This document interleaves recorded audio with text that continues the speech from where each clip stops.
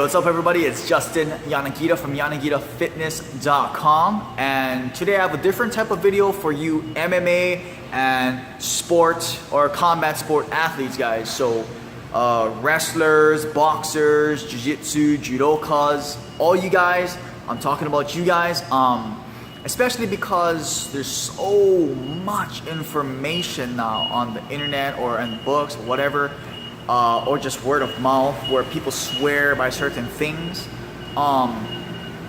like doing 10 miles of runs, or you know, all these I'm not knocking on running, but there's just so much crazy things that they'll say, oh, go balance on this thing with one hand, or you know, whatever advice or training there is, and it's so far away from the actual physical attributes that we require, that you know, that's the whole purpose of strength and conditioning.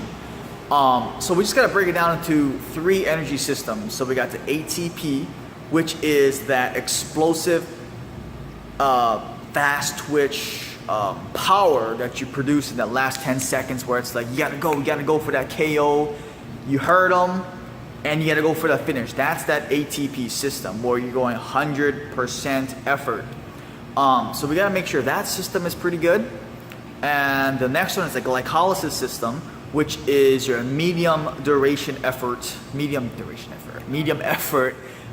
intensity duration. So it could be, you know, holding a pretty fast moderate pace for 30 to 60 seconds or 90 seconds, whatever, just around that area. And the last one is your oxidative, which is your long duration, over 2 minutes cardio. We're not going to worry about the last one, especially because you should be sparring. If you're going to compete or whatever, you should be sparring.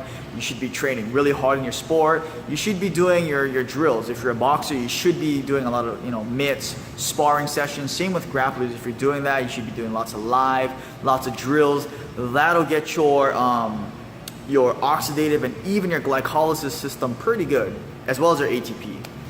But when your strength is here versus if your strength can be here and not sacrifice any of the attributes you have now, and to do that you just got to do it smart, safely, and you know, not overtrain, because that's the number one thing MMA athletes or combat sport athletes do. They'll overtrain 6 days a week, 7 days a week, every day, beat their body down. They feel like crap the day of the competition.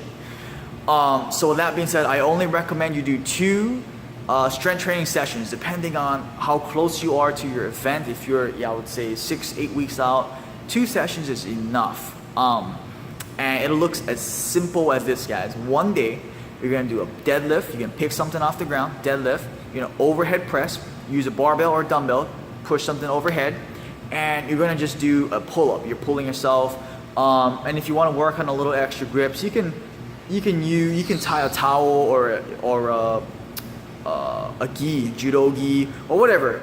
Wrap it around, hang off of that, and do your pull-ups as well. So that's all you need for one strength workout, guys. Deadlift, overhead press, pull-ups. And if pull-ups are easy, do them weighted. The rep range you want to stay within is around 3 to 8 reps with a pretty good amount of weight. You're not going to go light. You're not going to go super heavy like a power lifter.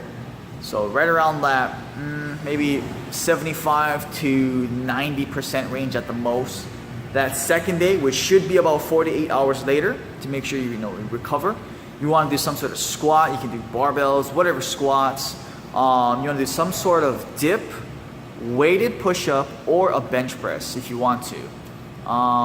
And finish that off with some sort of row. Barbell row, dumbbell rows are awesome. And if you want to work on grips or stability, you can even use like a suspension TRX row as well. Those work awesome.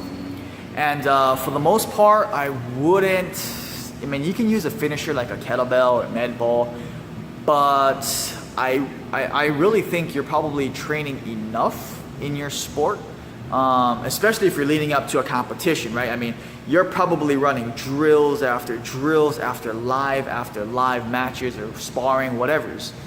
So there's no need for a finisher. We're just gonna work on our strength attribute to make sure our joints, tendons are nice and healthy, and that you don't get weaker as you lose weight or cut down to your weight class, because that's the main thing, guys. Right? You want to be as strong as possible at your weight class. So that's one way. I hope this video helped you guys, and remember guys, your sport is the #1 training you should do. It should be like 95% of your time, right? 95% of your time. That's why all it takes is two workouts, 30 to 40 minutes. That's all it takes.